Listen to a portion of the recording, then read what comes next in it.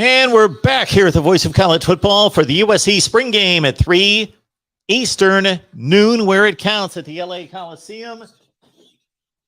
Tim's at the game. Hopefully we can get some updates from Tim. And let's switch on over. I hate to miss these Penn State Spring Football Awards, but somebody's going to have to fill us in.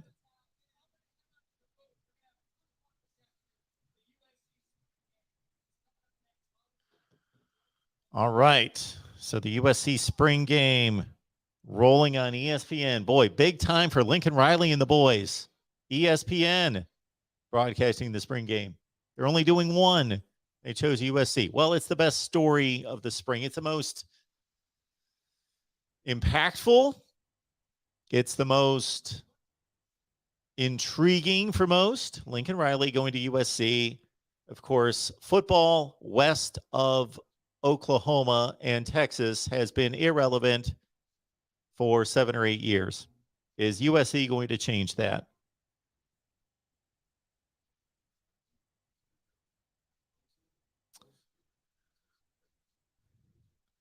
Let me check on our USC channel real quick. Okay, we are in good shape. Great to see everyone. All right, Joey made it on over. Appreciate everybody keeping with us here. There are reasons we're doing that. We wanted to simulcast on the USC channel at 3. My apologies to the mighty Penn Staters. We are USC. We are Penn State. I know they both have it's the same chant, right? We are.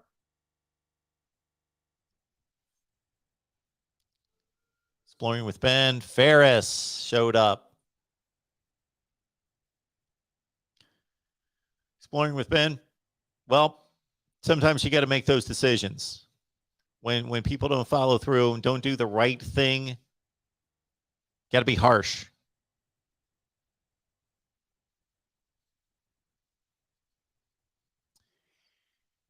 Is this significant that USC's on ESPN?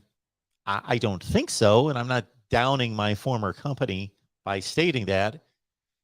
ESPN has made the decision that this is the best story of the spring. They only broadcast one game, and it's been Georgia, it's been Alabama recently, and the Big Ten takes all of its spring games. They don't put them on ESPN. They put them on the Big Ten Network. And the only other maybe 2 debatable storylines for programs this spring would be LSU with Brian Kelly and Notre Dame with Marcus Freeman. There's Lincoln Riley. What's he got to say? I'm going to listen, but he's just going to say everything's great.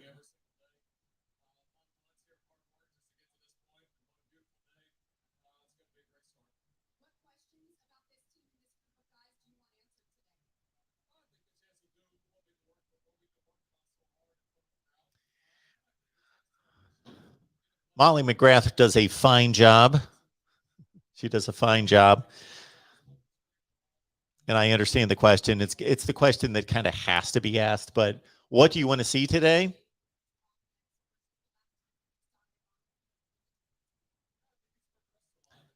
So when I ask our contributors, what do you want to see in the spring game? Well, we haven't seen anything. So we can be looking for something because we haven't seen anything. But Lincoln Riley sees his team every day. So she's asking, what do you want to see today? Well, I want to see the same thing I wanted to see yesterday and the day before and the day before and the day before and the day before. This is only one of 15 basic practices. All right, this could be a little complicated. We got 2 15-minute halves. That's going to be quick. Defense points structure. All right, it's going to be one of these complicated deals where the defense keeps up with the offense. So the offense is the standard scoring system. The defense earns points for 4th down stops, 3 and outs, punts, turnovers, etc. So, all right, let's not try to keep up with that. I'm not going to, that's for sure. All right, Our USC fans are getting fired up here. I wonder if USC will have a defense. They did not have one last year, not even by Pac-12 standards. Moose, we hope everything's fine. Sorry to hear that. Mr. HD, smash the like. Thank you so much for that. Subscribe if you haven't already and listen to Elvis every now and then. Yes, I would appreciate it. You would be shocked, many of you, I believe, but we'll not get into that. Moose, thank you so much for the coverage, or thank you for thanking me for the coverage. Yes, absolutely. We'll have a good time with this. And Uncle Rico, I hope you're here. You listening, Uncle Rico? They have the phone pads on the helmets, so you're not going to like that.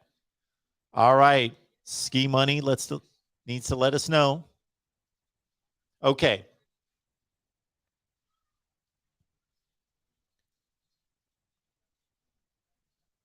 T-Laugh, I hope I got that right, is answering our question about whether this is significant. We've got to kick off. Nobody's going to return it.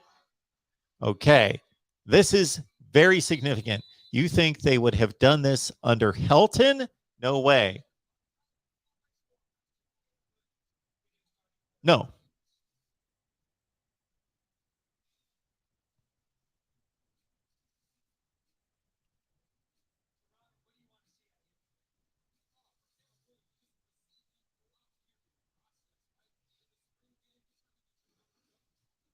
Who is our so I hate this when they give one team, one side, a bunch of points for nothing. They didn't do anything. I'm trying to figure out who's in the booth doing this game. Was that Joey Galloway and somebody else? Yeah, that's Joey Galloway, I think, talking. Travis Dye. Eric. Exploring with Ben. Travis Dye. Looking good in that USC uniform.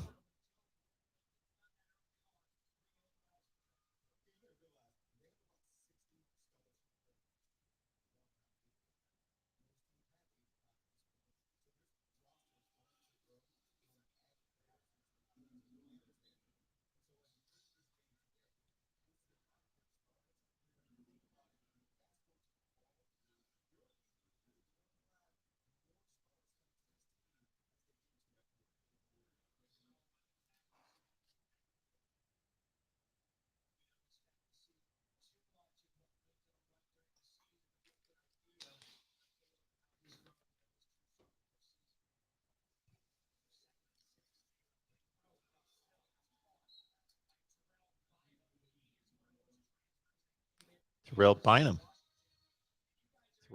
from Washington. Okay. Richard Sr. Trojan Wars here.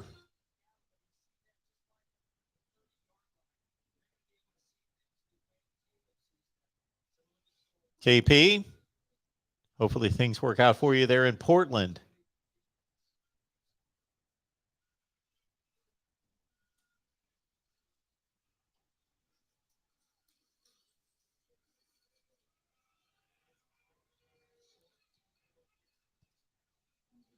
Colby.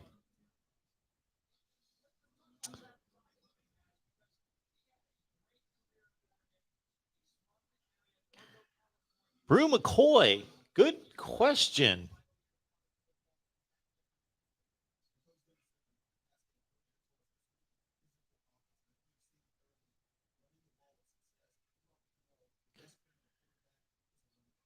We just talked about Brew McCoy a couple weeks ago, and I can't remember what the information was on Brew McCoy. Brew McCoy is not on the current USC roster.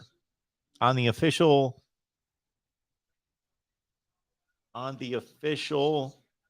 USC school site, there's no Brew McCoy on the roster.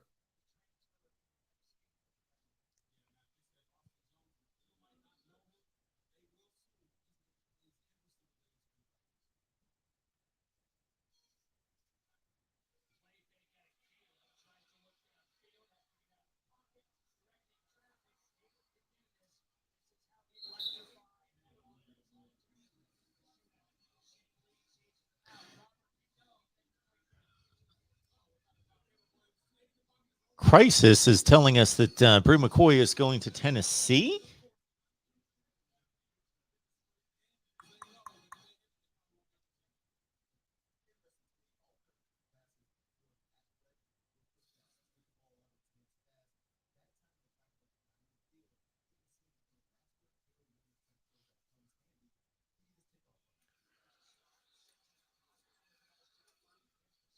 Okay.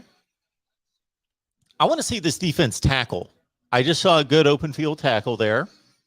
Wasn't the toughest play in the world, but still, the wide receiver was out in front,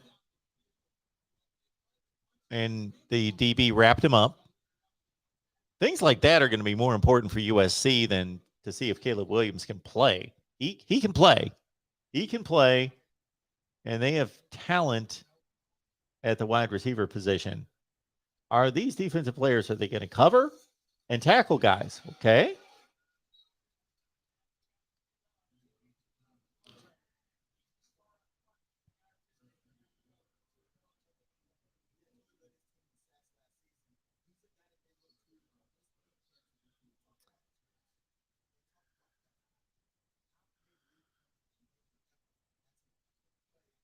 Tuli Puloto.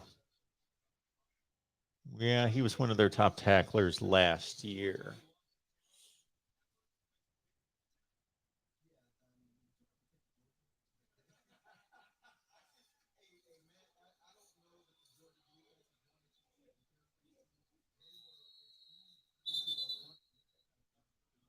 We've only seen about 10 plays, and I've seen crisper tackling. And not that I'm watching these spring games. I really kind of watched the Ohio State game. I've watched a zillion of them. I've had them on, but I've been on here talking with all of you. So if I really paid that great of attention, no. Miguel Cabrera just got to 3,000 hits. Wow. Okay.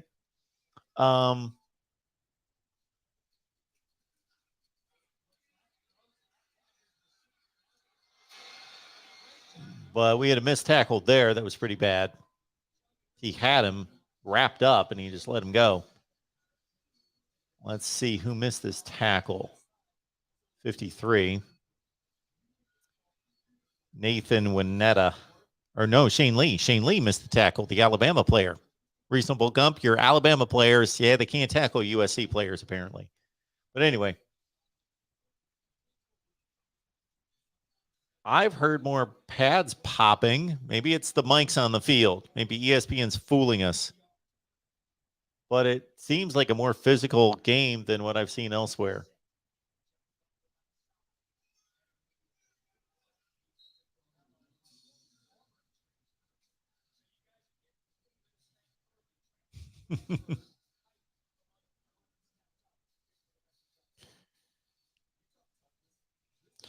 Desert is telling us that USC recruited the number 2 cornerback in the nation, the 5th or 6th best safety in the nation this year, so they should be better. Yep. So let's reacquaint ourselves with, as soon as I see these names, I'm going to remember.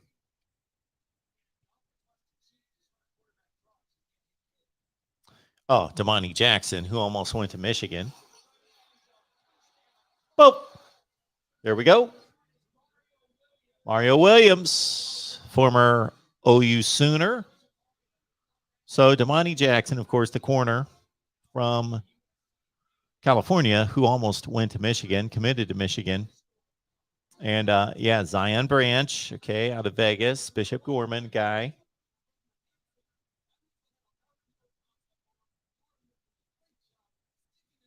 Nice. Then we've got Fabian Ross out of Bishop Gorman. So a couple corners, safety, yep.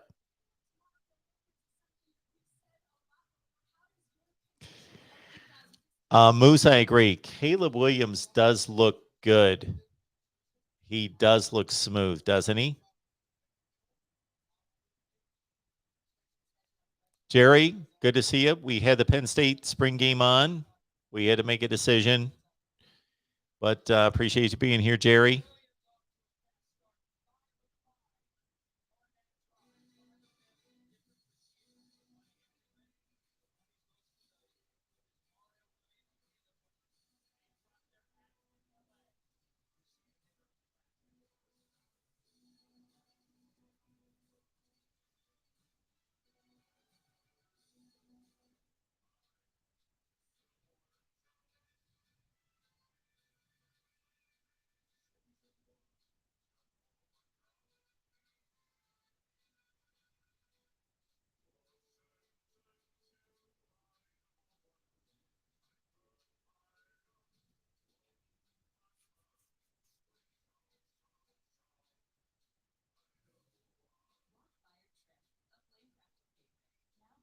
No, reasonable Gump. I'm not going to consider that. I'm going to consider that he took his poor tackling fundamentals from Alabama and now came to USC, and he can't tackle a USC player. That was a beautiful TD.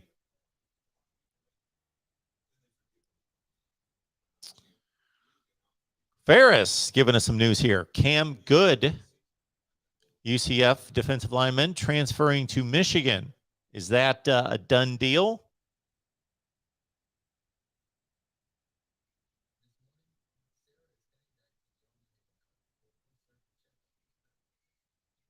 Okay, I believe it is. It's being reported by just about everybody. Cam Good last year at UCF had 23 tackles, 4 tackles for loss, and 3 sacks, and a pick. And was a little more productive the year before in 10 games, 7.5 tackles for loss, and 3 sacks. So Cam Good to Michigan.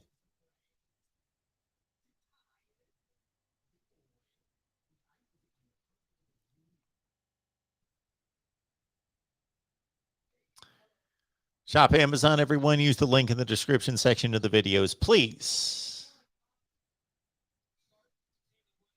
What do we got about, let's see, 90,000 seats. There's what, 15 or 18,000 people there? But man, look at those blue skies. That looks beautiful, doesn't it?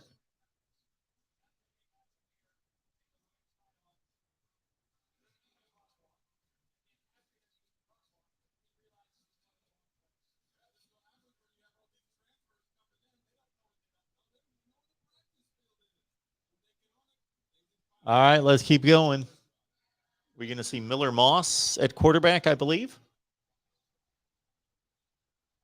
Oh, that's RG3 in the booth. Okay. He did games last year. He was good.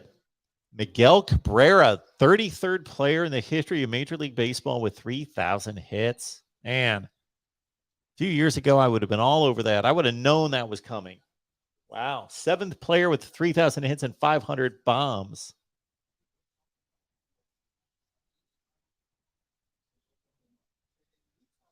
USC can't lose today. Obviously, they can't lose. They are not playing a game and they're playing themselves. But I mean, this is a showcase. This is they're just going to look good, man. Blue skies. The field looks amazing. They look great in their uniforms. They got the what are they called on the sideline? The cheerleaders, whatever their name is. And yeah, they just look good. A little trickeration there.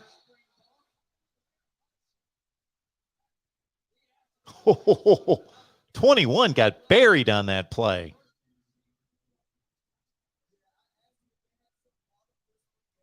Latrell McCutcheon. Man, you got to be tougher than that. Coming up, and woo! He just got buried by Kyron Ware Hudson, the redshirt freshman.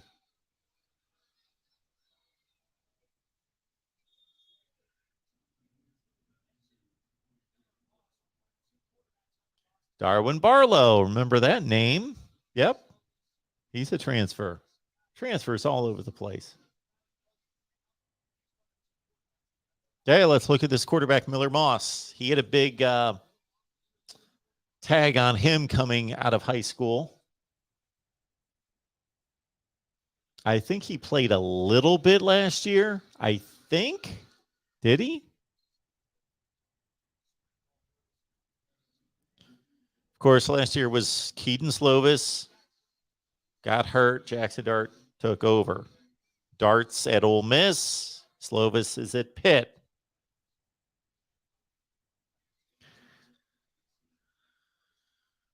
Miller Moss threw 13 passes last year, completed 8, 1 touchdown.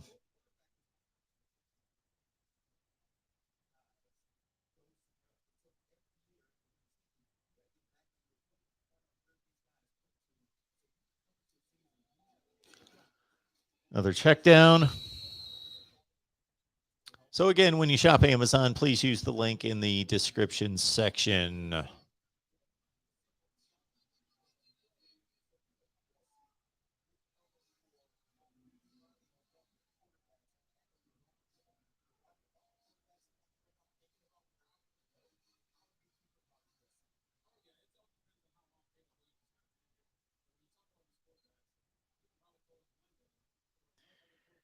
That's it, Frank. Pete Rose will never see the Hall of Fame. Looked like it might happen here in the last couple of years. I know that there was talk about, ooh, that was not good. The Song Girls. Thank you, Tim. Tim's able to keep engaged here with us. I love that. Right there at the stadium. It is a beautiful day. What's the temperature, Tim? Not that I couldn't look this up on my own. See what the temp is.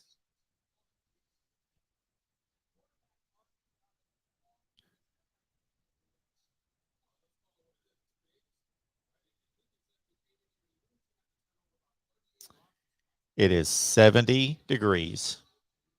That is just about perfect for watching a football game.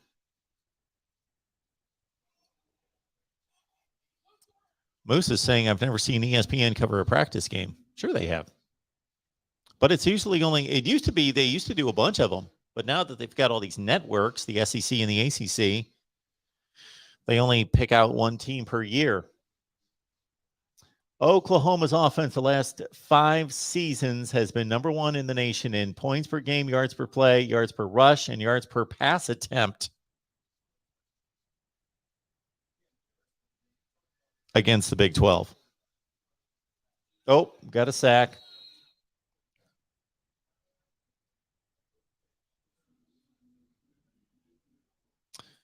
Joey, good question here to get people thinking.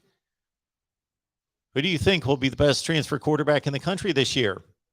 Caleb Williams, JT Daniels, Spencer Rattler, got Keaton Slovis, got Jaron DeLora at Arizona.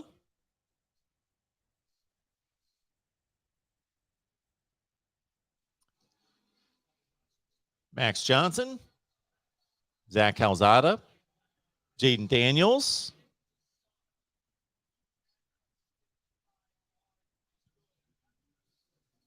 It's quite a list of transfer quarterbacks. Dylan Gabriel. I think you hit on the top 3, Joey. Dylan Gabriel, Jaden Daniels would have a argument, and maybe even Max Johnson to a certain extent would have an argument to get on that list. Really, the Big Ten did not have any transfer quarterbacks. The Big Ten is the one conference, and really the ACC, because the ACC, and you know I pick on the ACC because the ACC's been bad for 3 or 4 seasons now, since 2017, that the ACC had the best quarterback play in college football last year. The ACC was the best. And Sam Howell's gone. And Kenny Pickett's gone, of course. But other than that, they still bring in Keaton Slovis, added to Devin Leary, Malik Cunningham, Phil Jerkovic. Excellent quarterback play in the ACC. You know what? That sounds like a good video right there. Rank the transfer quarterbacks.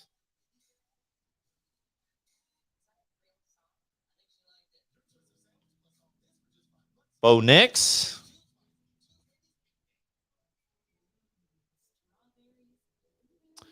Lee's telling us there are only 72,000 seats in the Coliseum now since the renovation.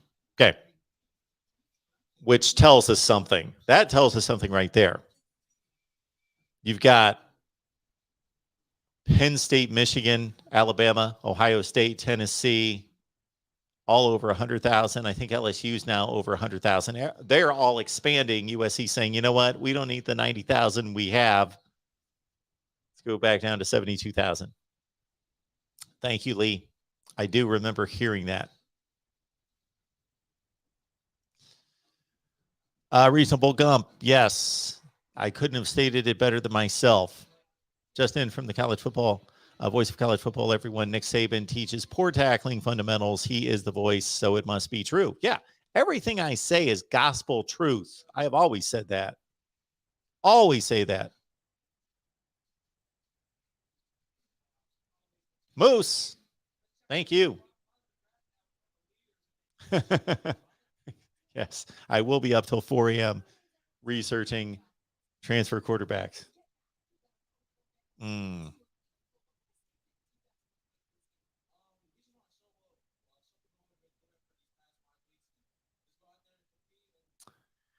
100 Johnson to Clemson might be somewhat down the list. There's Thule.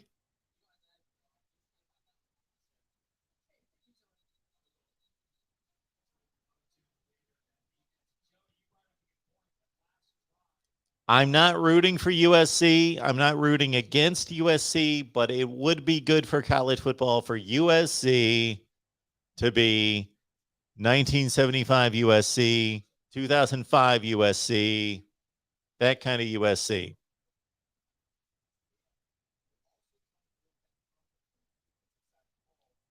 32 and raining. Woo. It's about 58 here, I believe. Let's see. Not that it's going to matter today. It is 62 and mostly sunny. Starting to cloud up now.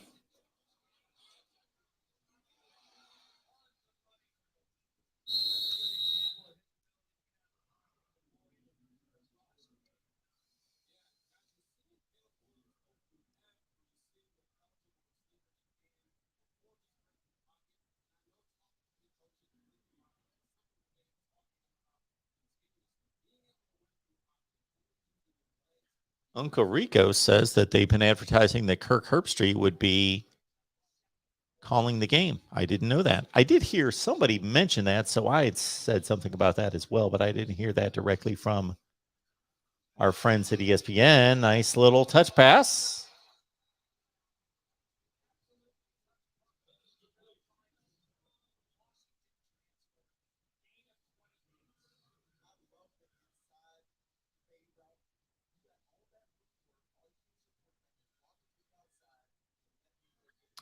Oh, Joey, sorry, forgot.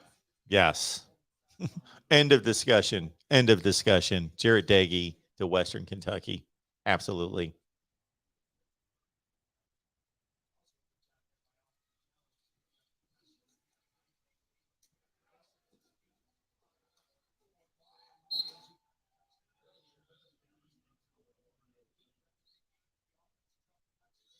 Yeah, let's do a transfer quarterback ranking. Just got to make sure I don't miss anyone. Jackson Dart to Ole Miss. He's going to be high on the list. I think we're looking at the guy, though. I think we are looking at the guy.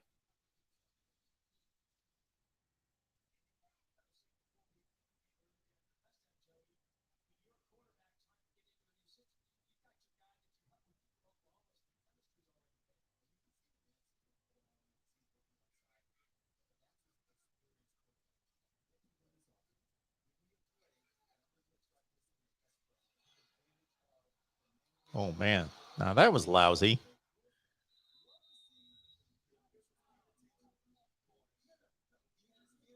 Let's see if the receiver got held up. I think he did. It was still there's no way he got held up that much, though. That was a bad throw. He didn't get held up that much.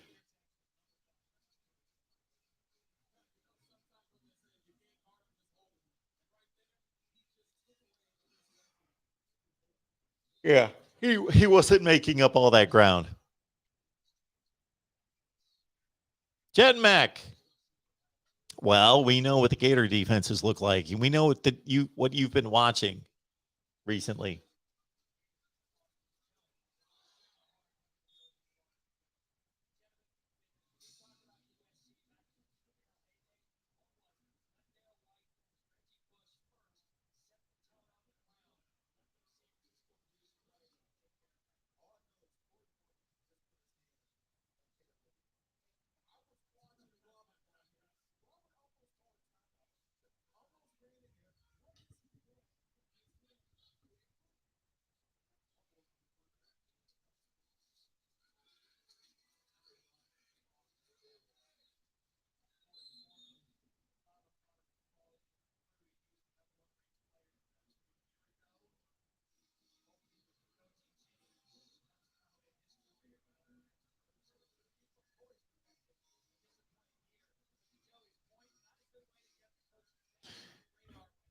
Now that I can contrast ESPN's camera angles with the other networks, because this is the first one that they've done, when usually we're watching most games on ESPN and Fox,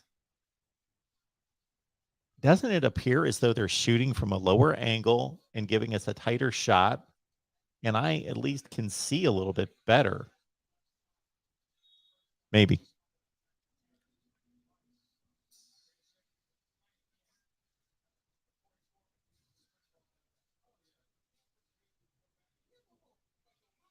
Joey, I'm not going to determine any of that. No, I'm not going to evaluate receivers and offensive line. No.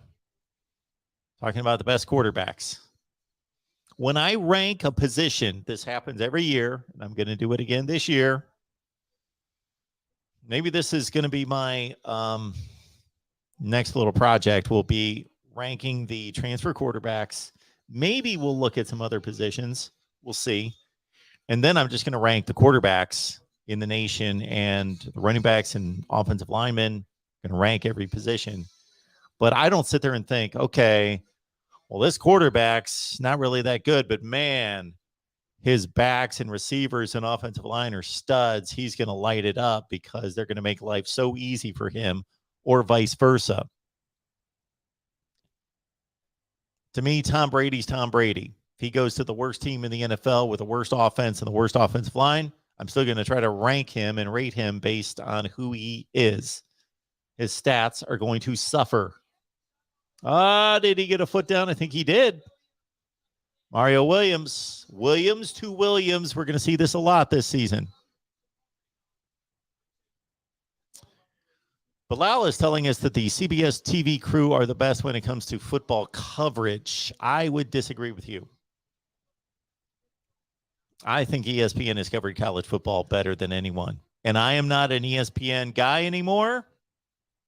But I've said this for a long, long time. But there are other sports that they do not cover as well as other networks. But yeah, like you can tell the difference between watching a game on ESPN and Fox has gotten so much better, but it's still not the same.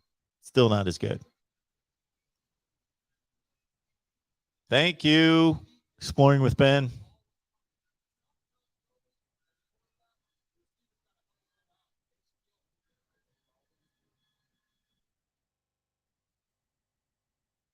Okay. This has actually been more entertaining than any spring football. I don't know if it's because the TV coverage is better, but I think it's more about just seeing a really good quarterback play here. Jet Mech, you might be right. Ron Franklin and Mike Gottfried, they were phenomenal. Now, Mike Gottfried in his later years had some issues, but yes, in their prime, Franklin, Gottfried, phenomenal.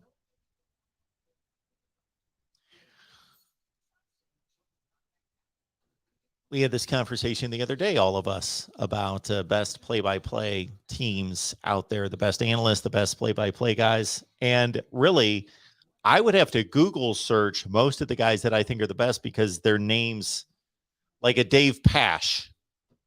Who knows who Dave Pasch is? Probably only half of you.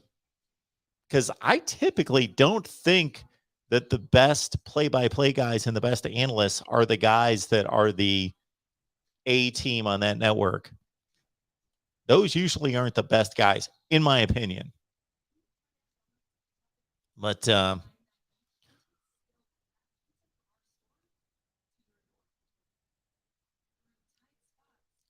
pretty much, Uncle Rico. Great quarterback, bad defense, good TV coverage, entertaining game.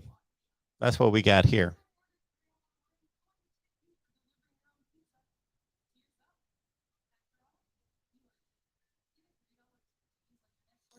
Jet Mac, I'm going to guess. I'm going to guess that the time frame that you're alluding to, you were in your teens, because most of us are attached to the teams and the players and the coaches and the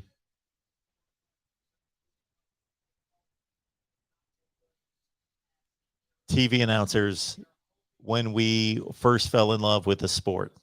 Usually in our teen years or early teen years in our childhood at one point. And I'm the same way. But that's most people. It just everything seemed better.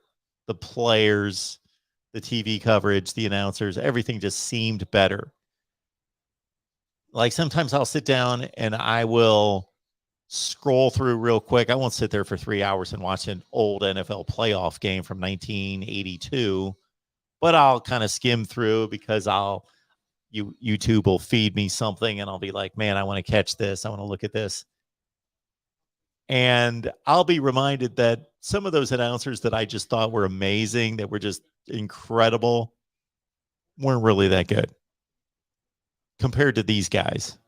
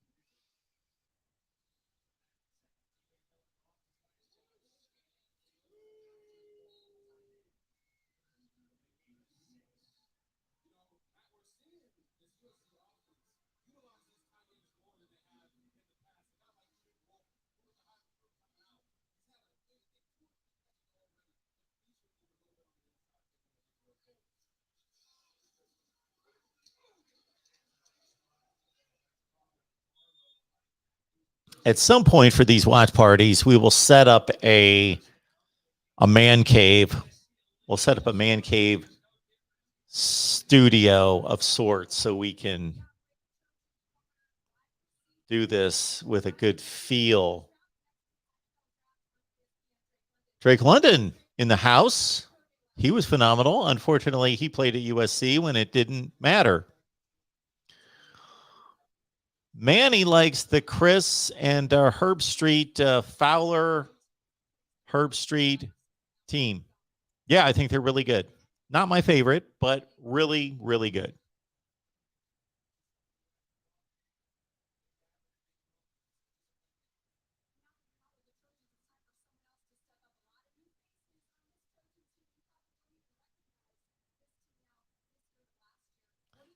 Joey emailed me. Should I really?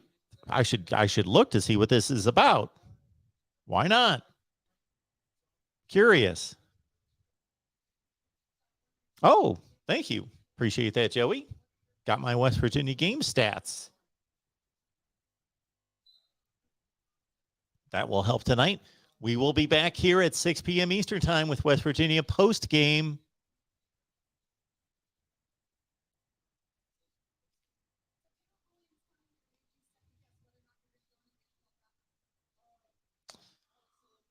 Reasonable Gump.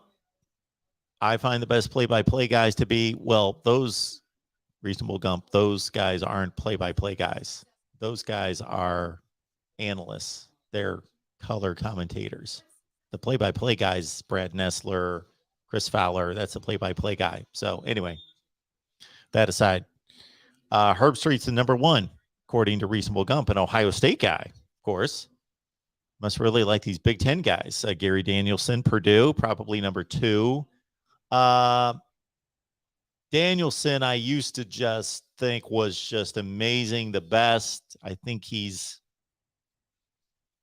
but I always thought that he was phenomenal. Then either Greg McElroy, yeah, I think he's really good. Joel Klatt, I think's great. Yeah, I like all four of those guys. Trying to think if I like anybody else better than them. Again, I tend to not remember the lesser known guys during the off season. I forget, like Dusty Dvorak. He's really good.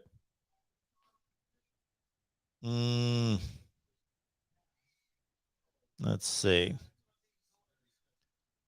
We're talking. I want like a long list. Did anybody do an exhaustive list of college football play-by-play announcers.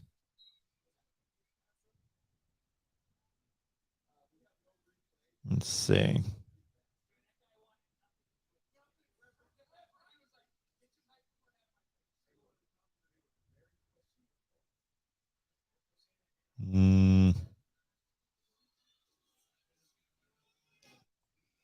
Here are the ESPN broadcast teams for college football last season. Can we get a list? Oh, there's no list. I don't want to read through paragraphs. Okay, forget that.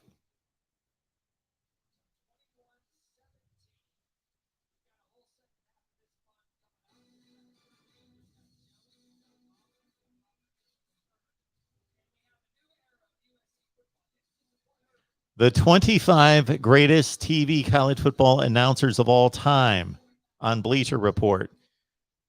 I can already tell you that they're going to screw this up because they're going to mix up play-by-play announcers and analysts, and they do two completely different jobs. So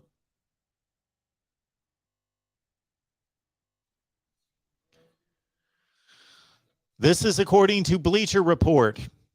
Reese Davis, number 25. 24, Gary Danielson. Okay, they already screwed up. Bleacher Report, you don't know what you're doing.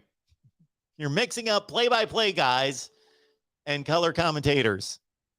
Don't do that. They don't do the same job.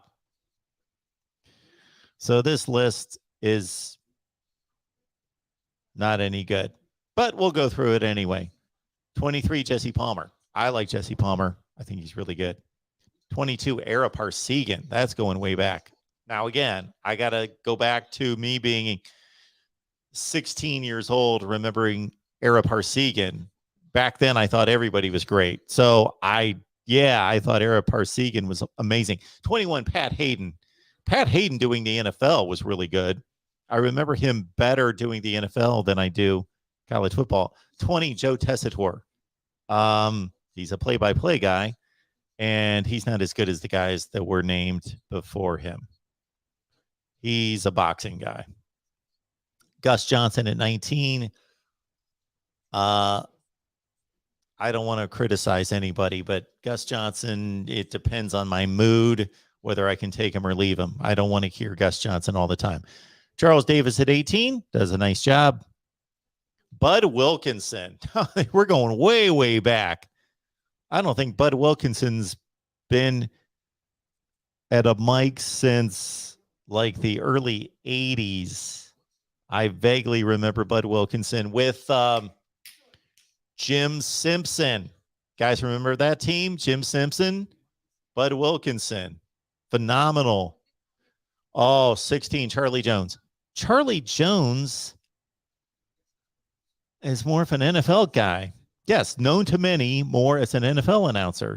Jones had that perfect inflection and sound to call football games and led NBC's coverage of the Fiesta Bowl for decades.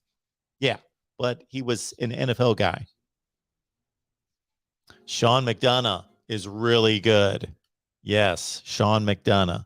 I'm on board with that. Lindsey Nelson, again, great voice, old timer.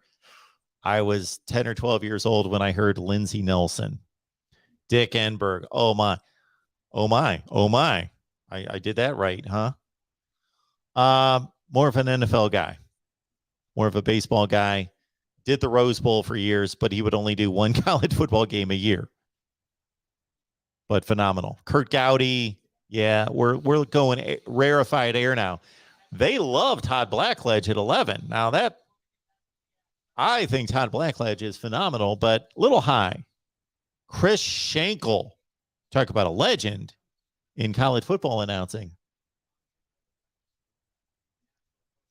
Pete Thamel. I see this name, but I haven't really looked at his work.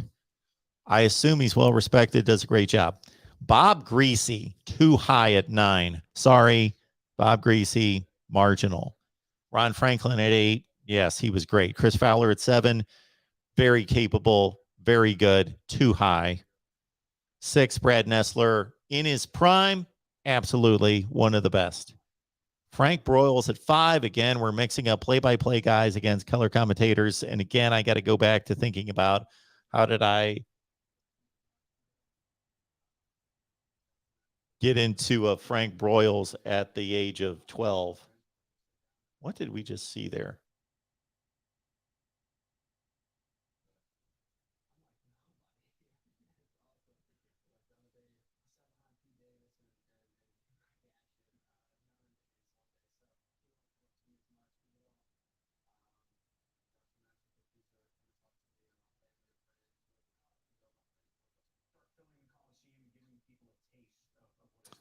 All right. Frank Broyles at 5. Herbstreit at 4. People are high on Herbstreit, and I think he's great. Believe me, but that's a bit lofty. Vern Lundquist at 3 in his prime. Not the Vern Lundquist of 2020, the Vern Lundquist of 1990. Brent Musburger at 2. Keith Jackson's number 1. Yes. Okay.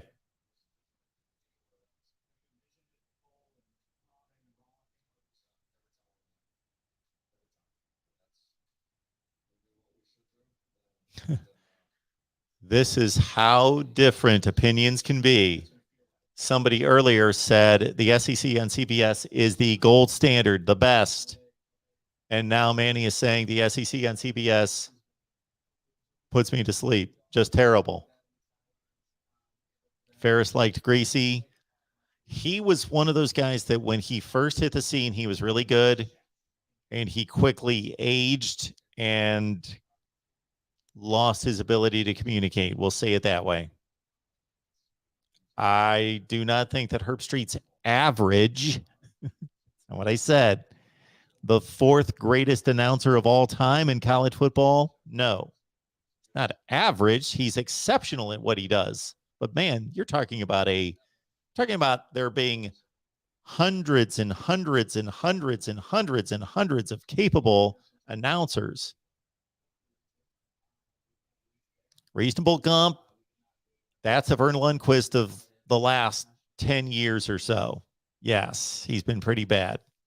The Vern Lundquist when he had his wits about him and was fully here with us.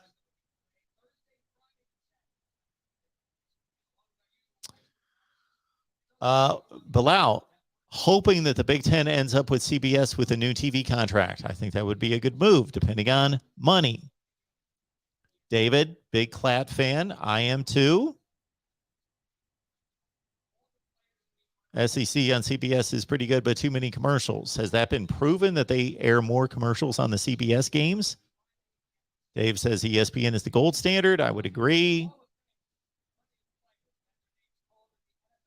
In producing games, ESPN is tough to beat. Always has been. But, the studio shows have tanked.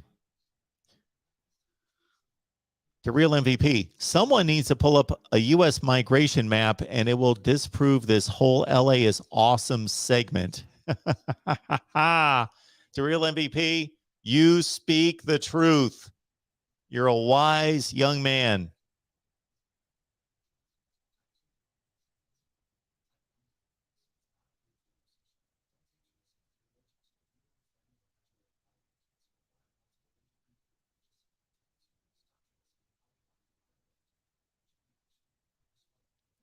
Sounds like Bash calls the games in his house, and he's the best. We just don't know about it. I would love to know about it. Keith Jackson, vodka. You've probably dated yourself here. Is a big fan of Keith Jackson and Frank Broyles. And so this is pre-Dan Fouts, Bob Greasy. Broyles was done in 1985.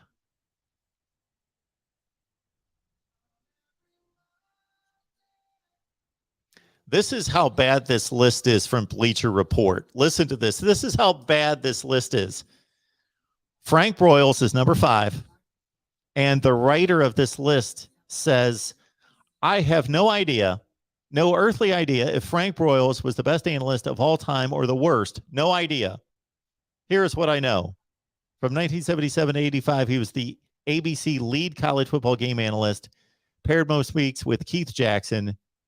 And at the same time, he was the acting director of athletics for the Razorbacks.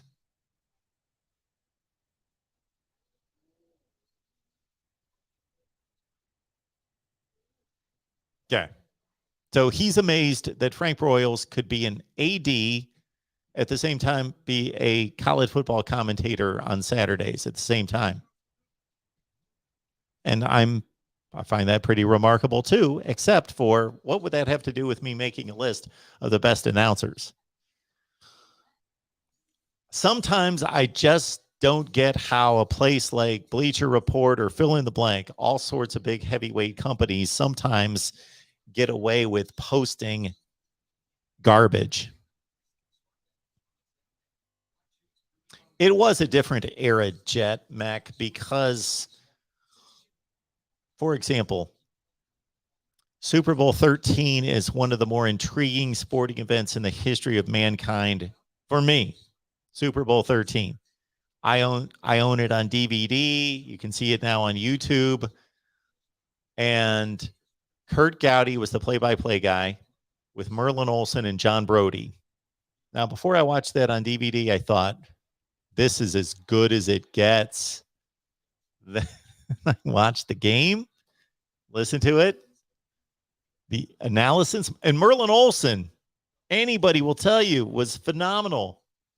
But if you then watch it later, years and years later, you hear him basically just, he and John Brody just telling us how hard the guys are playing and that guy was open. And boy, they're really getting after it. The analysis was like, oh, Nelly, Keith Jackson. Yes. Washington State alum. Steelers, Cowboys. Yes. Bash, remarkable game. Probably more Hall of Famers playing in that game, I believe, than any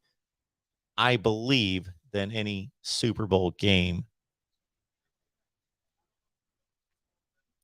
LW. Yes. Dick Enberg basically just did Rose Bowls. Just Rose Bowls. When you say bowl games, Rose Bowls. He did Rose Bowls from about the late 70s to about,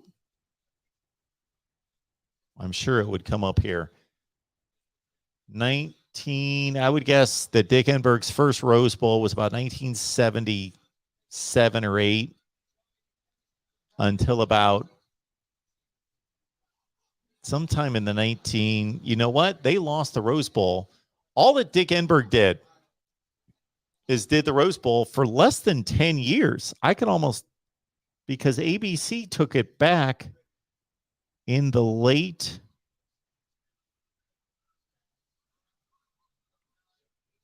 80s. Okay, let's see here.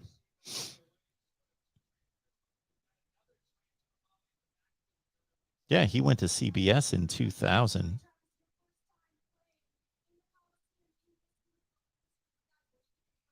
Dick Enberg did 9 Rose Bowls.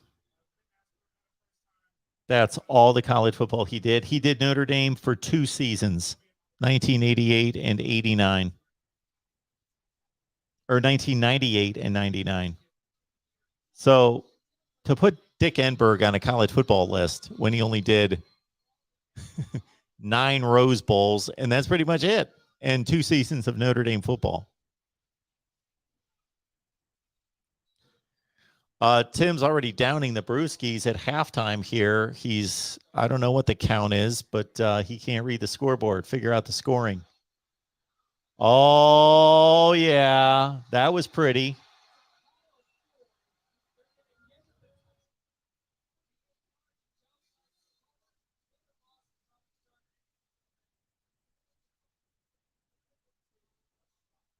Somebody check me on this. Was it just stated by, I can't think of the guy's name, the guy doing the game right now, Matthew, I think is his name. Did he just say that Miller Moss could start at any other program in the country? I got to back this up.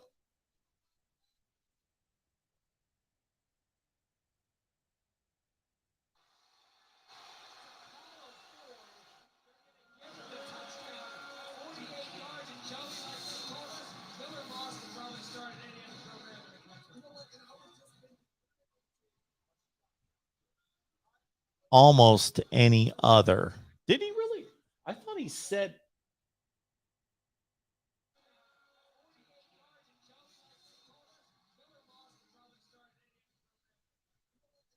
He can probably start at any other program in the country. He can probably start.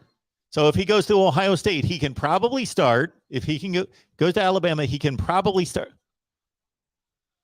Oh my. Okay. That was a beyond idiotic statement. And yes, I sometimes misspeak. And if I could go back and hear what I said, yes, I sometimes say things I don't exactly mean in that way. So I understand when you speak live and you talk and talk and talk and talk for hours, but still. Yes, he's good. He's really good. He's not even starting for USC, though. And Caleb Williams, for right now, he may prove differently this year, is not the best quarterback in the country. Roger, Miller Moss could start for Oregon State. Yes, he probably could. And Miller Moss might be able to beat out Spencer Sanders at Oklahoma State. Yes. Yes.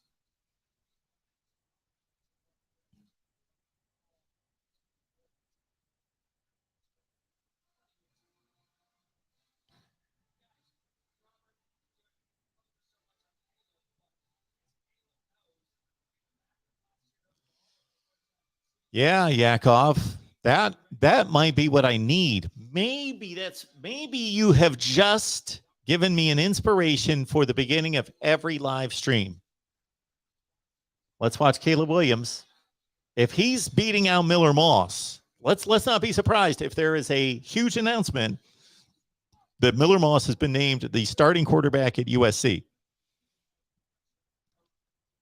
But Yakov, you've given me an idea. Maybe the entrance for every live stream is the play like a champion today. And then I come in and I gotta leap, try not to tear the meniscus, leap, touch that. That's how we start the show. That might be it. What game were we trying to figure out who called that particular game?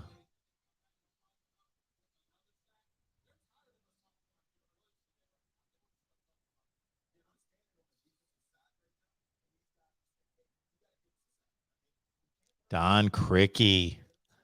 Orange Bowls every year with Bob Trumpy.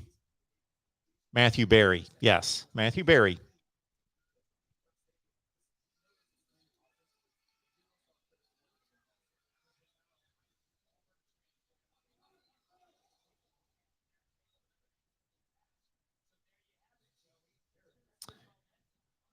The USC Texas National Championship game was Keith Jackson and Dan Fouts, correct? Right? LW. Yes, I can hear Keith Jackson saying the Crimson Tide of Alabama.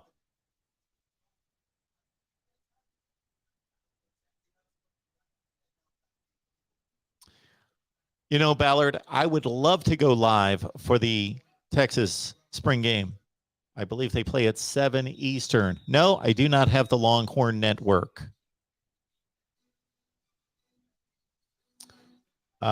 Jet Mech is saying that Jackson and Greasy did the USC Texas game. You might be right.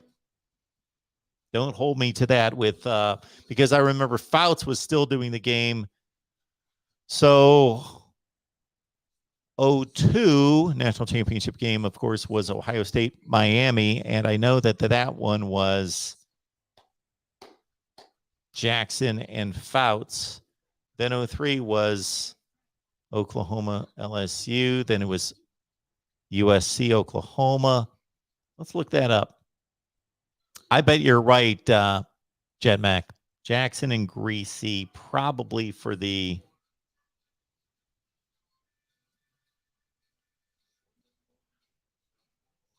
which, of course, that was the last non-BCS championship game in which there was not a designated BCS championship game.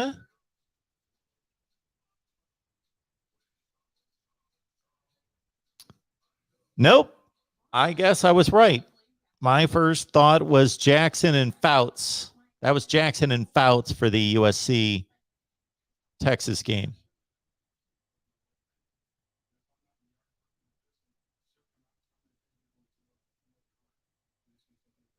Ballard wants to track his old Alabama guys.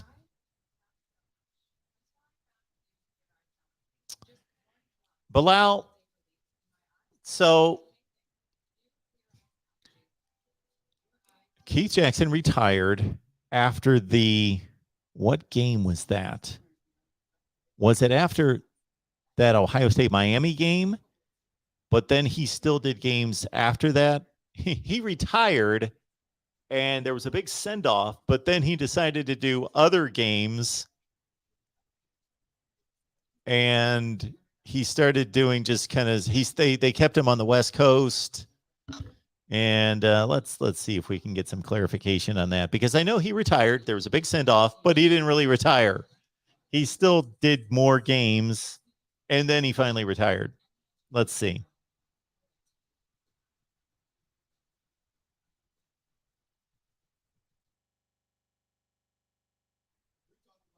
You guys remember Keith Jackson doing Major League Baseball? He did a lot of great postseason baseball games. Okay.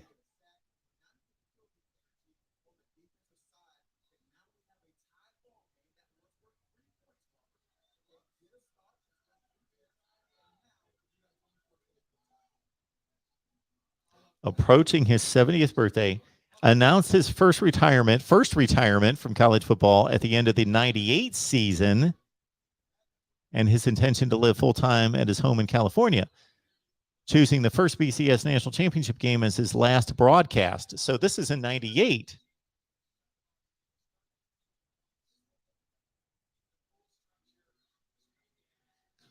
Keith Jackson, at the conclusion of the Tennessee-Florida State BCS Championship game in 98, said, Tennessee 23, Florida State 16, and so it is done. I say goodbye to all of you. God bless and good night. Okay. Then he rescinded his decision, and he did a limited schedule, teamed with Dan Fouts. Tim Brandt, remember Tim Brandt? Then Fouts again. Almost exclusively sticking to venues in the West Coast, although I do remember him calling the 03 Ohio State-Michigan game.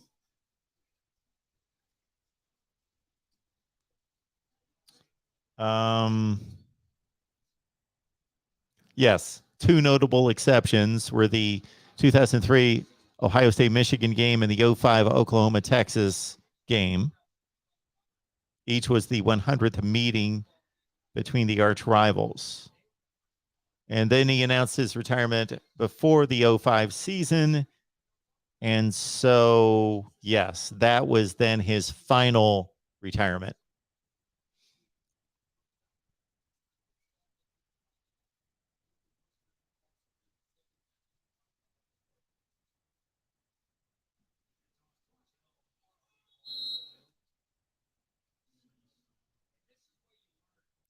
The real MVP has BYU TV? Didn't know there was such a thing. I should have. Exploring with Ben, letting everyone know, please hit the like button.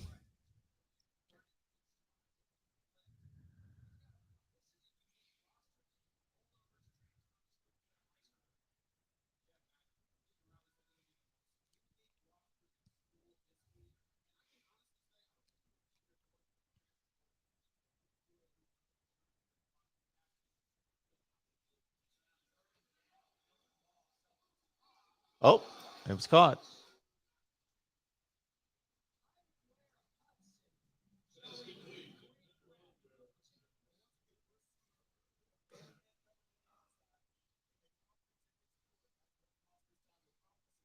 Nice catch.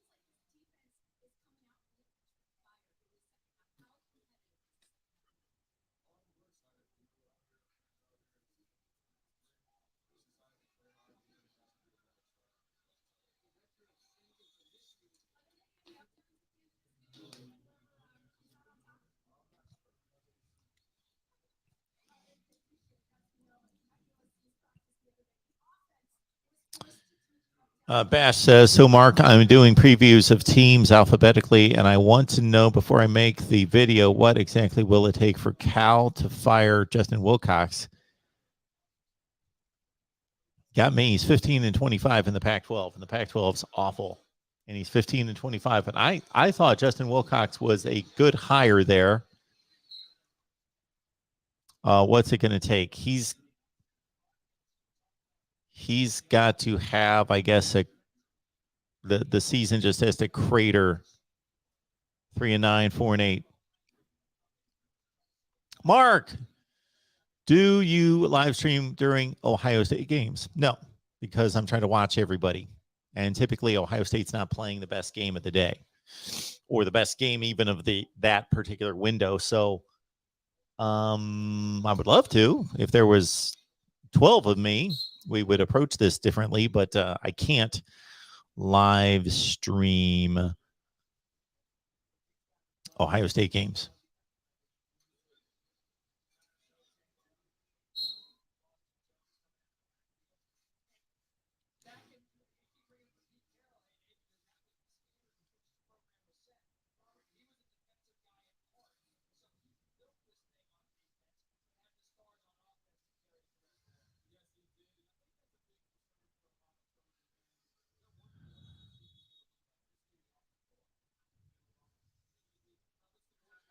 Jet Mac. I'm currently writing a graphic sexual novel. Can I use that as my writing sample on your form at your website? Yeah, send that baby in. Absolutely. Okay, LW. Steve Levy on ESPN is not good. I'm just reading it. He says the wrong players' names, calls everybody on the field a 5-star, and laughs, makes jokes too much, and will go through some story while 5 plays just happened. Yeah. He's not good, but he's doing the NFL now. Done Monday Night Football the last 2 seasons.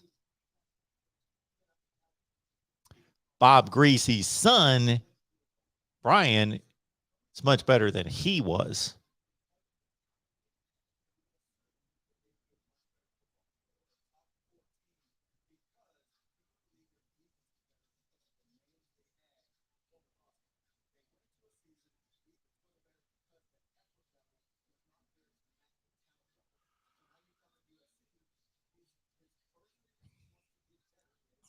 Bash 3-6 in the conference, 5-7 for Cal is pretty much what they've been doing. So I would say that I don't know what their mindset is at Cal. We're all just guessing. When we guess and make estimations of coaches being on hot seats, understand, especially at a place like Cal, they have no football standard, some lofty football standard. So I don't know. That's what he's been doing. That's 5-7, 3-6 in the conference. That's what he's been doing. So I guess he can continue to do that, or they're going to say, well, we're tired of him continuing to do this, so he's going to get fired. I don't know. They probably don't know at this point. It is getting cold in here.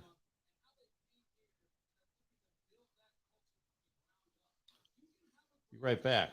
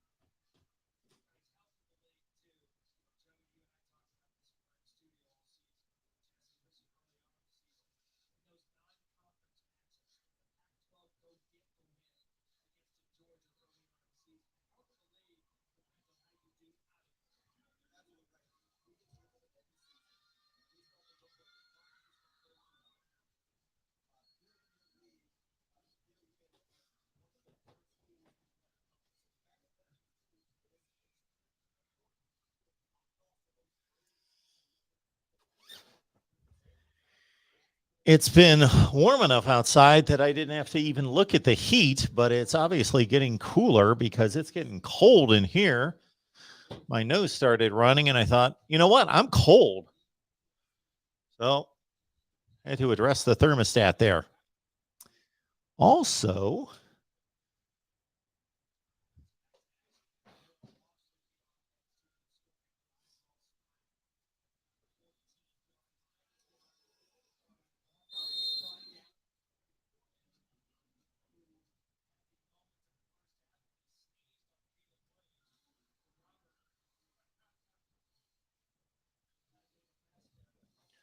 okay.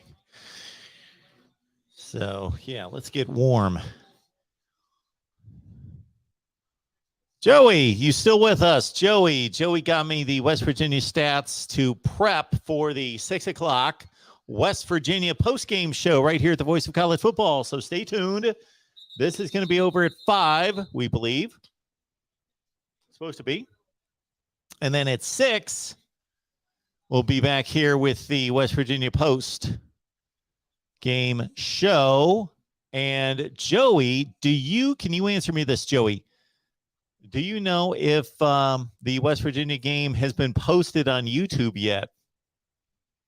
Either the highlights or the entire game, because I would love to watch it in between 5 and 6. See if I can get that in. So they played from 1 to 3, so it's only been a little over an hour. It's probably not posted yet.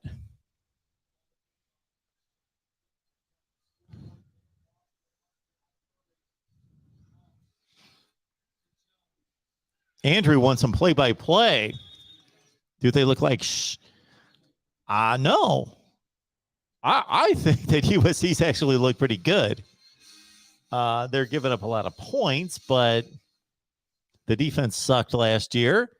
They're hitting guys, and they're bringing them to the ground most of the time. The tackling's been actually pretty good in this game when I've been paying attention.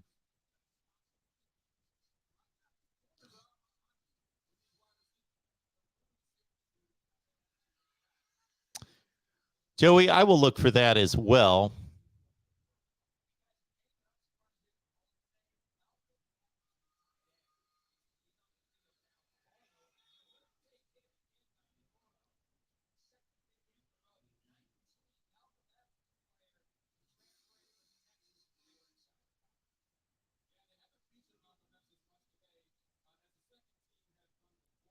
Roast in the crock pot. That sounds good.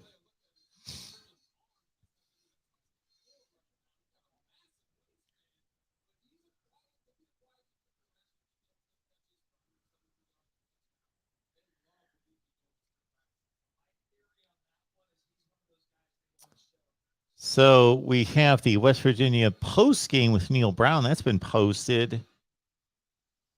And I'm just going to have to wait for some. Going to have to wait for a little spring game. Okay, well, that's fine. Touchdown!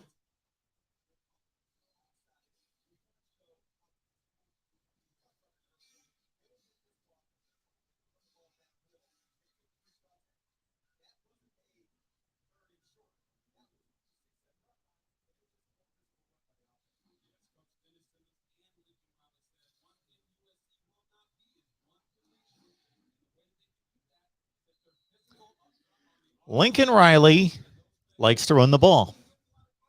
People don't think about that. Some don't. Lincoln Riley is going to run the ball at USC.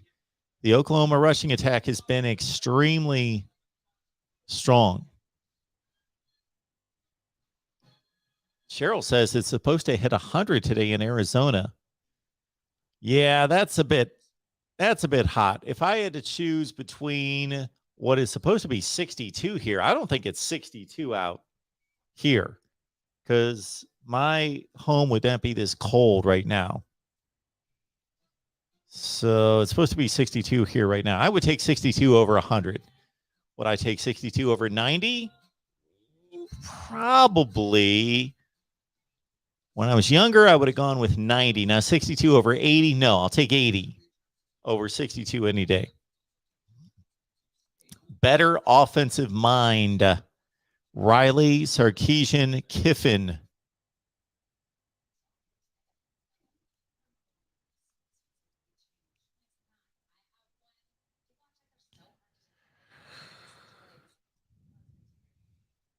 Well, if you look at their various experiences and what they have shown us in those locations, Kiffin's been at Tennessee, been at USC, been with the Raiders, been at FAU, Alabama, and now Ole Miss.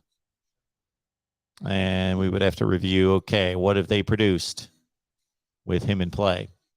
Sarkisian, Washington, USC, Alabama, now Texas.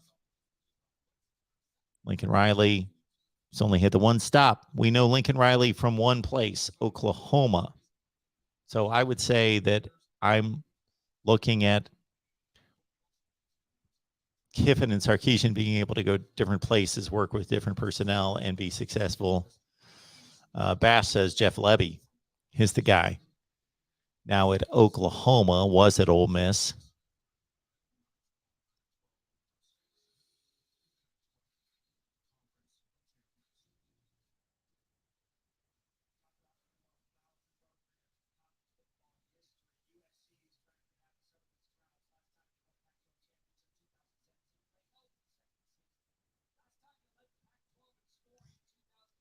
The last time USC led the Pac-12 in scoring was in 2005. So keep in mind, USC Pete Carroll fans, that they did not, under Carroll, lead the Pac-12 in scoring in 06, 7, 8, and 9. I would have guessed that they did.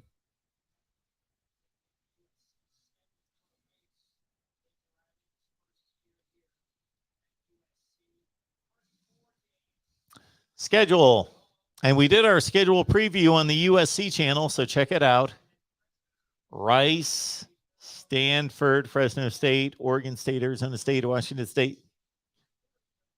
They can win the first 6 games. They should win. They should win. They probably won't win them all, but I would think it would be reasonable for USC to be 5-1 when they play Utah.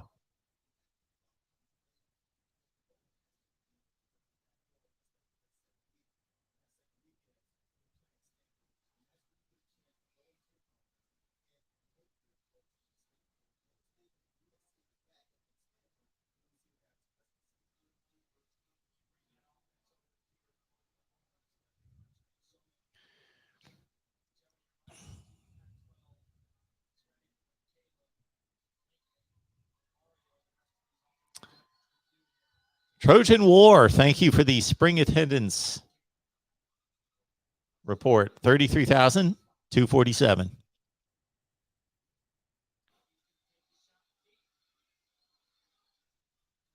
From an early age, even at the age of 10, watching my beloved Indians and even any Major League Baseball game, I was always interested in, to say the least, interested, fascinated to know the attendance of every game. I wanted to know what the attendance was. I used to keep a little journal. And this will tell you what a nerd I was. Although I got outside and played ball. I was playing ball outside, definitely, but this won't sound like it. When I was about 11 or 12, I started keeping track in a notebook every Cleveland Indians game. Final score of the game, winning pitcher, losing pitcher, and the attendance.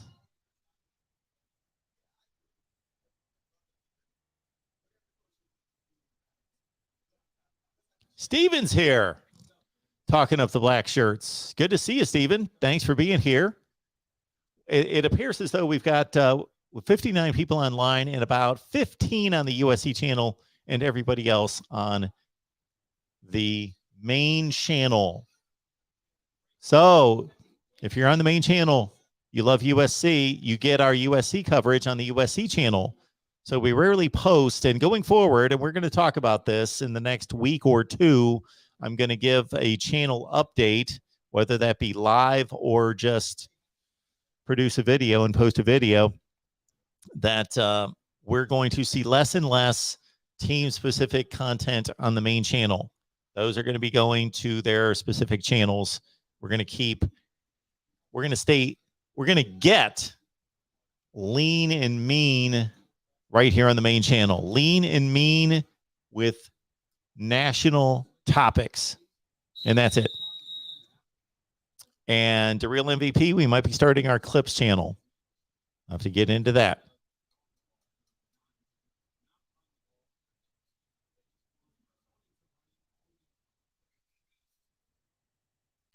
Yakov 22, absolutely. Pat Tabler and Toby Hara. Oh man, Pat Tabler. What was he known for? Do you remember this, Yakov? He was known for hitting with the bases loaded. He had a phenomenal. He hit over 500 at one point in his career. He was hitting over 500 with the bases loaded. And Toby Hara. You bring up Toby Hara, one of my favorite players of all time.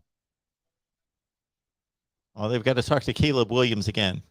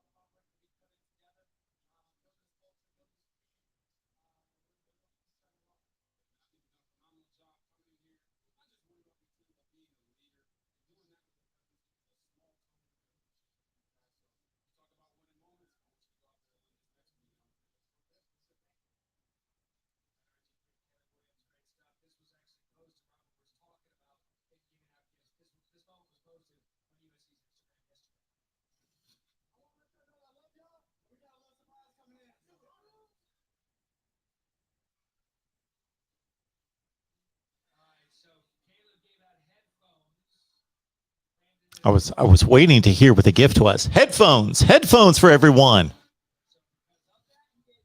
Nice.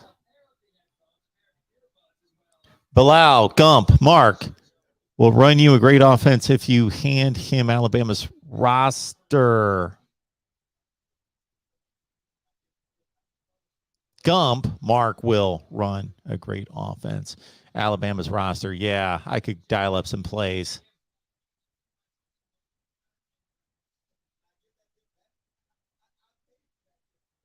Andrew asking about Caleb Williams. And Andrew, my apologies. I will not call play-by-play today.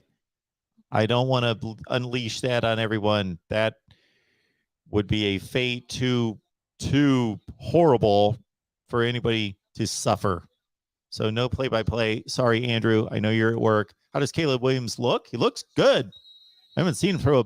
I've seen him throw one bad pass. He's thrown with velocity. He's thrown with touch more than anything. I haven't seen him really either. I haven't seen him really air one out or throw any darts, but he's thrown with a lot of touch that I don't remember him having last season. Buyers. No, we never take a break from live streaming. It's all the time.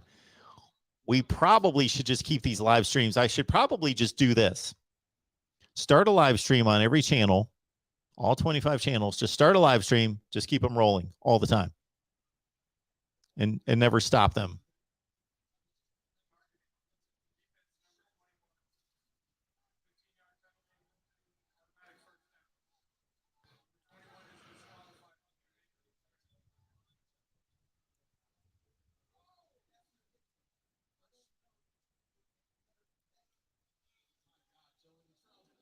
Oh, ho, ho. We just saw a big hit. That was Latrell McCutcheon, who I was on early in the game for getting stampeded by a wide receiver, but there he laid somebody out. That is the hit of the spring season that I've seen. That's the one right there, right? That's the biggest hit I've seen in the spring season. That's the first time I've seen anybody really take a shot at anyone. You may get in trouble for that, but went after it.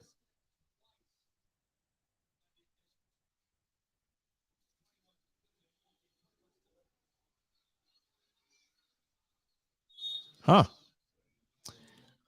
Folks, I know you shop Amazon. When you do, please use our link. It helps tremendously. So Latrell McCutcheon, number 21, the kid that we just saw make the big hit, he came in from Oklahoma along with the two Williams boys. But when you shop Amazon, please use the link that we have in the description section of the videos, because when you do that, think of it this way. If you spend $100 at Amazon, you just spent $100. So instead of giving Amazon $100, why not give us $1 or $2 or $6, whatever the figure is? It depends on the product. And Amazon takes the other 99 or 95 or whatever it is. Instead of giving them $100 that they don't need, you can contribute to the Voice of College Football. And it's the same thing to you. You still just spent $100. So we would appreciate that.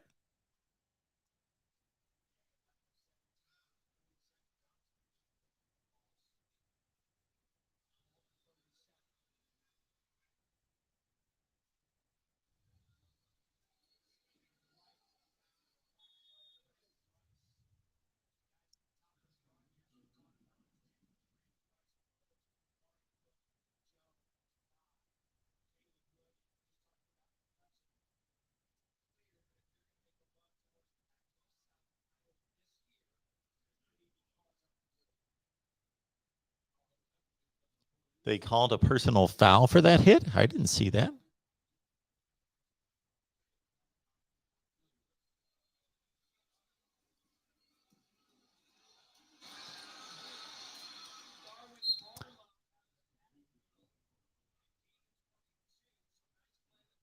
Oh, Stephen, when I said I would just crank up live streams and they would roll all the time. Is that Jerry Rice? Yeah, he was pretty good. Where's his son playing? Is that his son? His son went to, like, I don't want to say because I don't remember for sure. It was like Arizona State, and now that's right. He went to Colorado. Yes, transferred. Man, there's stuff that we talk about on here all the time. Like I cut a video on that, and it took me a minute to remember. Yeah, Brendan Rice transferred from Colorado. USC got another big wide receiver from Colorado who had a nice season last year for the Buffs that nobody watched, but had a nice season for the Buffs, and he transferred in too. So they got two. I don't think it was just Brendan Rice. I think there was another. Let's see what his stats were. Somebody that caught like 40 balls. Maybe it was Brandon Rice.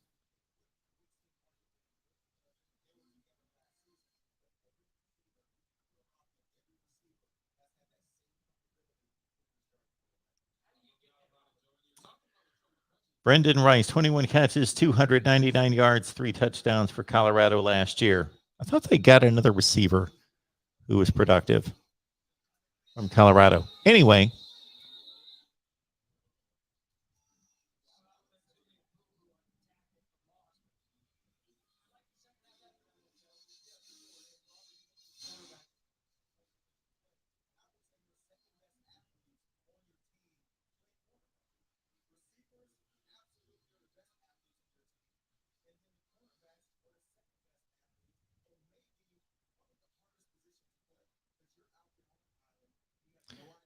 Andrew says, Mark, I caught some of the Notre Dame game before work. The quarterbacks did not look very good. Of course, Tyler Buckner did not play. Mark, week 1, down as an L against Ohio State. Calm down. You just watched the spring practice with Notre Dame. Come on, Andrew. Back off. You're better than that.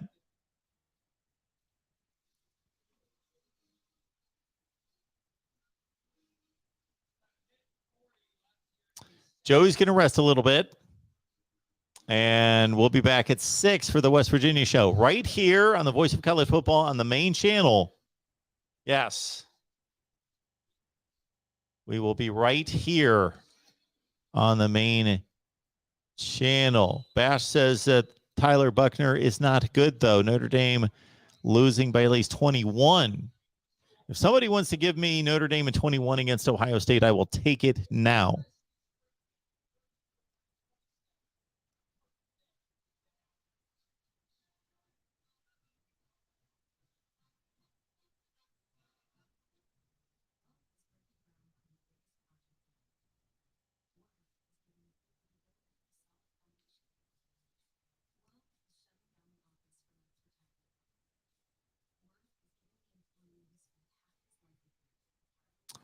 That is our lineup for the day. After our watch party here with USC, we've got a West Virginia postgame show at 6 right here at the Voice of College Football on the main channel and the West Virginia channel.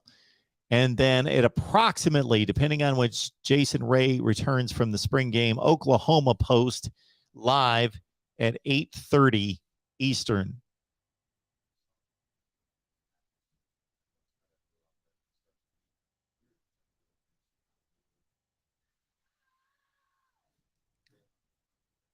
Ohio State's going to beat Notre Dame 45-14. Yeah, I would be pretty surprised. If Ohio State beats Notre Dame by 31 points. I'm looking at that as about a 10-point game. And certainly Notre Dame could win the game. I think everybody understands that has a brain that understands college football. Shoot, Oregon beat Ohio State in the shoe last year. Lori, are you going to talk about the game? We have been talking about the game much, but yeah, we've swayed away from the game a little bit. It's really not a game. It's a practice. Are you watching the game, Lori?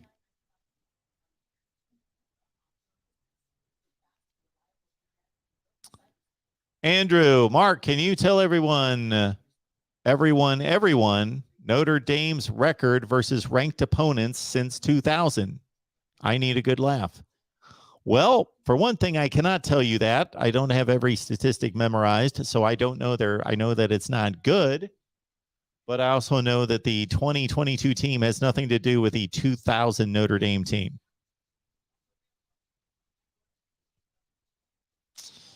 John says Ohio State may not win 45-14, but 30-13. Ohio State sounds right for that game.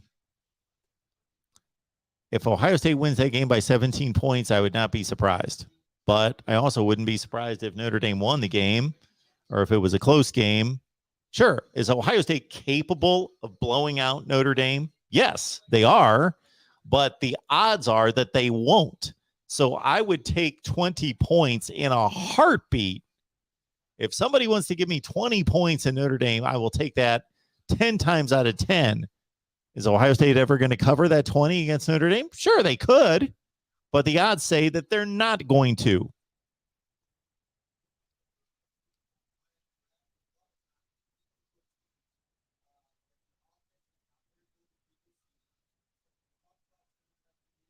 Bash, you're acting, I guess he's talking to me, like Ohio State is not improving on defense compared to Oregon last year. No, I'm not acting like that. First of all, we don't know that they've improved. We assume, me included, because they can't get much worse with that kind of talent and with Jim Knowles running the show. I assume that they're going to be better on defense, let alone having a true freshman tailback, redshirt freshman quarterback, and 4 tackles in the starting Yes, we understand all this. So Bash is predicting Ohio State to win by more than 21 points.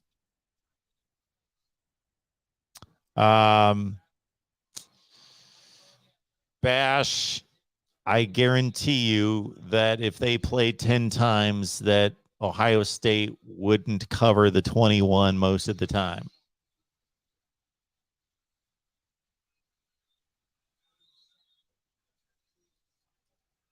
Yes. I don't care what Notre Dame did 20 years ago. It's inconsequential. Now, if we're talking when I do all sorts of program rankings and program lists, sure, I'm going to bring up what happened in 2000. Talk about that as being relevant to our conversation about ranking all-time teams, all-time programs. But we're talking about what's going to happen the first week of the 22 season. So what happened to Notre Dame under a coaching staff that's like 5 coaches removed is oblivious. It doesn't matter. That's it's like saying that I think that the Pittsburgh Steelers are going to win the Super Bowl this year because Chuck Noll won 4 Super Bowls in 6 years. What's it have to do with what's going on right now? Nothing.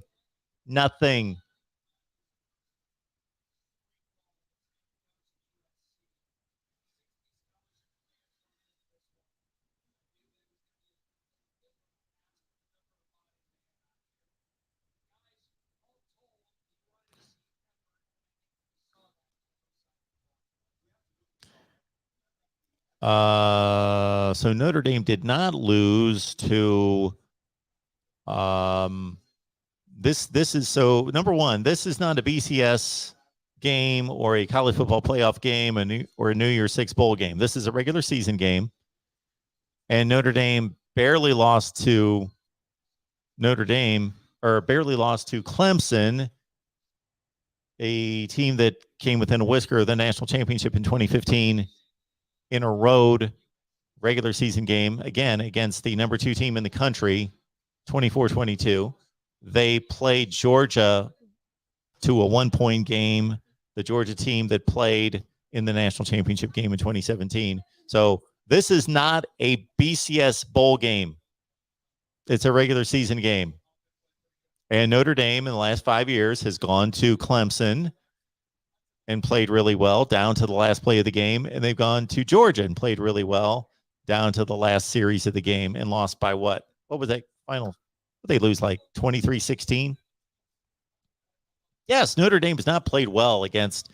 I've been on the other side of this argument too against Notre Dame people to say, you've not played well. You've played like garbage, trash against top teams the last 20 years. But I don't care what happened 20 years ago.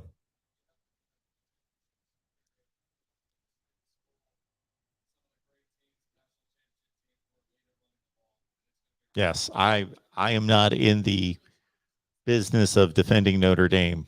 That's certainly not me. I just bring truth.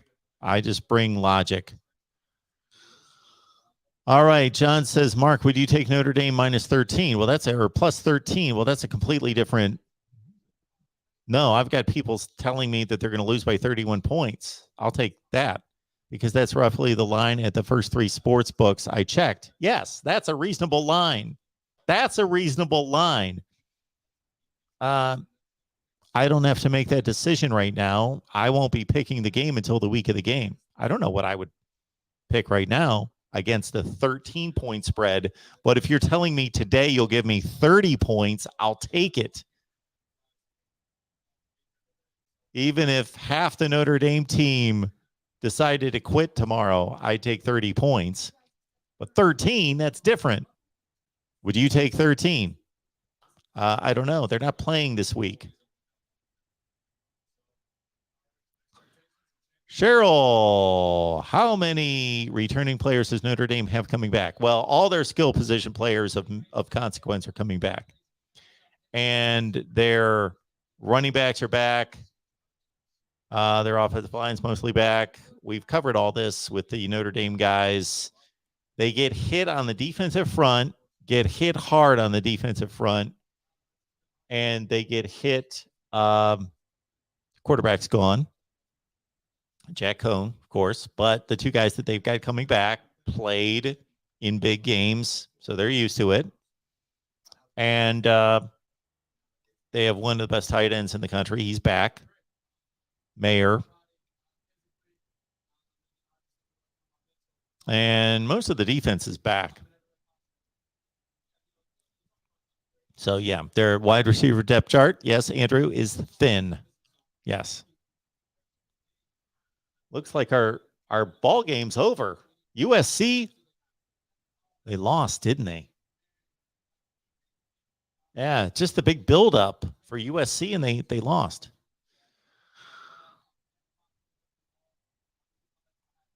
So Bash is letting us know that Michael Mayer, he's conceding that will be a problem. Daniel says Ohio State to cover, easy money. Okay. I remember I should go dig up the videos in the live streams. I sat here the entire week before the Oregon game and said, Oregon's getting 14.5 points. Give me the 14.5 points. And what happened? I didn't predict an Oregon win, but I said, yeah, I'll take 14 or 15 points. Now, the 13 with Notre Dame, again, I think that's a fair line, but you guys are throwing out 4-touchdown, 5-touchdown wins. Shoot, I'll take everybody on Ohio State's schedule in 30 points. Give me the whole schedule and 30 points every game. Yes. Notre Dame lost to Cincinnati last year. I think everybody lost to Cincinnati that played them, right? Unless your name was Alabama.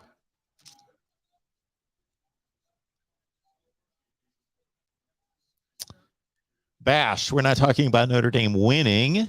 When was the last time Notre Dame went to a top 10 team and actually won? I don't know. Do we have that? Let's see if we can find that. Let's see. Who would that have been? Let's look it up this way.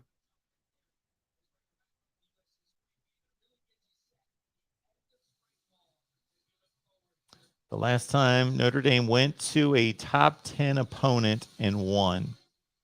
Yeah, it's been a long time. You guys aren't telling me anything I don't already know and haven't posted a zillion videos and taken all sorts of calls and talked about. Talk about it all the time. Notre Dame has sucked against good opponents. But recently under Brian Kelly, they've kept it close. They have kept it close. Okay. Last season, Notre Dame wiped out Wisconsin. We know that. They were 18th in the country. They lost to Cincinnati. They were 7th. That was at home. And then the Oklahoma State Bowl game that they lost, they blew a, 18-point lead, 21-point lead? Okay. So only 3 ranked opponents last year. Okay. The year before, they went 1-2 against ranked opponents last year. Year before, 2020, they beat number 1 Clemson at home, of course, without Trevor Lawrence and 3 defensive starters.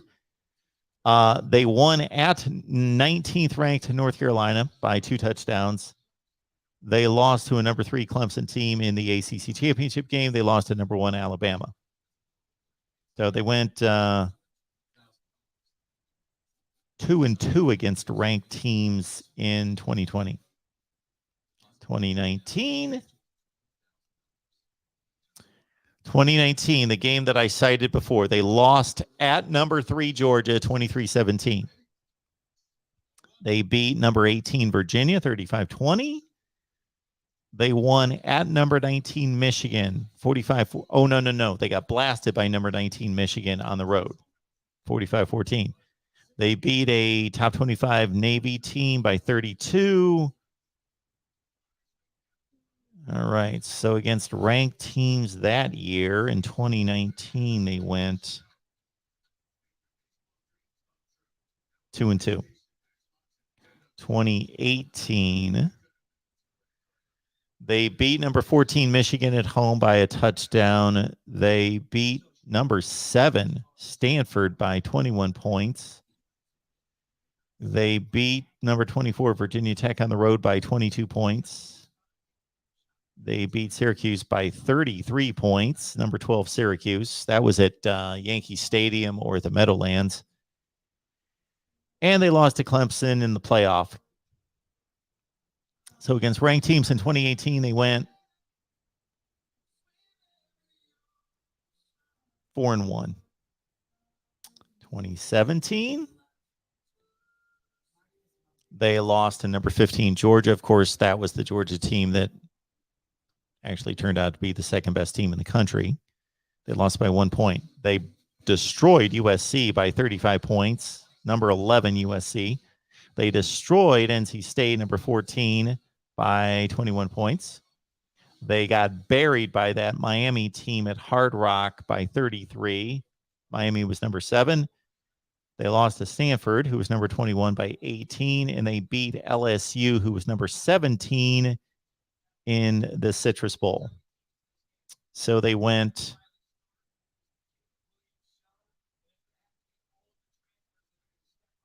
3-3 against ranked teams in 2017. 2016, they had that awful season of 4-8. They lost to number 12 Michigan State by a touchdown. And they lost to number 12 USC on the road by 18. So they went 0-2 in 16 against ranked teams. In 15, they beat number 14 Georgia Tech by a touchdown. They lost to that Clemson team that lost the national championship game by 2 points on the road. They beat Temple, who was number 21, by 4. They lost to a number 9 Stanford team by 2. They lost to Ohio State in the Fiesta Bowl by 2 touchdowns. So what were they in 2015? This is the last year I'm going to do because I'm sick of doing this. They went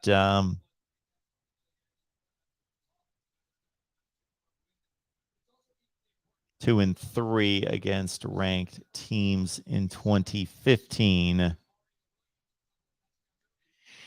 And again, that's all ancient history because we've got a new coaching staff and different players and all that.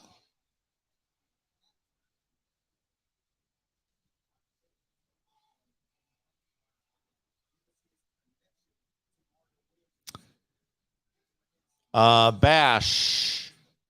When did Michigan State go 4-8? Oh, in 2016 they did. They went 3-9. What happened in that game? Yeah, Notre Dame lost to a Michigan State team that started. They were number 12 the third week of the season, but they went 3-9 in 2016, right? Yeah, because they went to the playoff in 2015. They cratered 3-9. Then they came back 10-3. Yes, one scoop, John. Notre Dame, it was a fluke year for Notre Dame in 2016, or maybe you're talking about Michigan State, but especially for Notre Dame. Yes, the 2015 Notre Dame team was talented. They almost made the playoff. Yes. They lost late against Stanford, or they would have been in the playoff.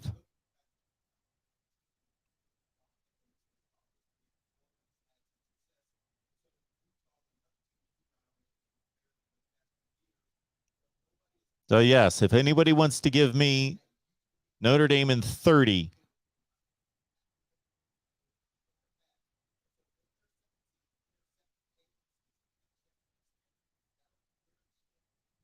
I know you said the top 10, Bash. I heard you.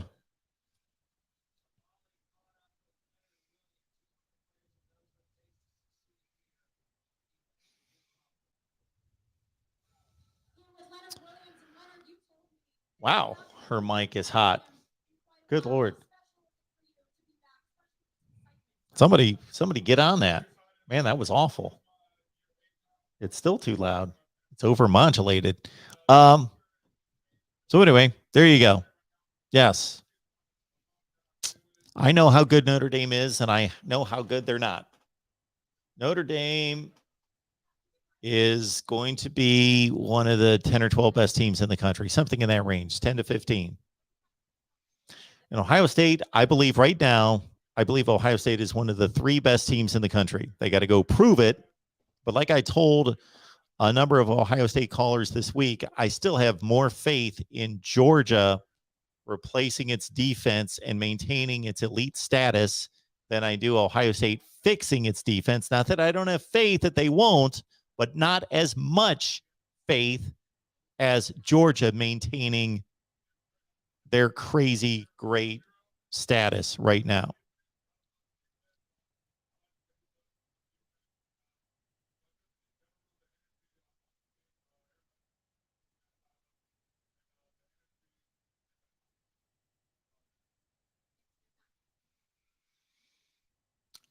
Bilal, I don't know that Ohio State destroyed Notre Dame. I don't know that they destroyed them.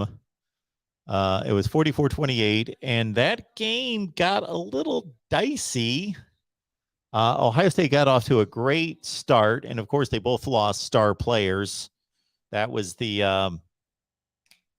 Jalen Smith injury that was horrible to watch, and then Joey Bosa got kicked out in the first or second series. It got pretty uncomfortable. It looked like Ohio State was going to blow them out. And then let's look at this. This game got to 28-21 late third quarter. That to me is not a blowout. 28-21 late third quarter. Ohio State was clearly the better team. And then it was 38-28 early fourth quarter. Yeah. You know, anybody who watched that game clearly saw that Ohio State was better. And Ohio State was probably the most talented team in the country, but also saw that it wasn't a blowout. That's not what I consider a blowout. Bash, if Ohio State coasted, then they're idiots for coasting because it got to be 28-21. If they were coasting, then they weren't, Urban was not doing a good job of coaching and they were not being true competitors because that's stupid.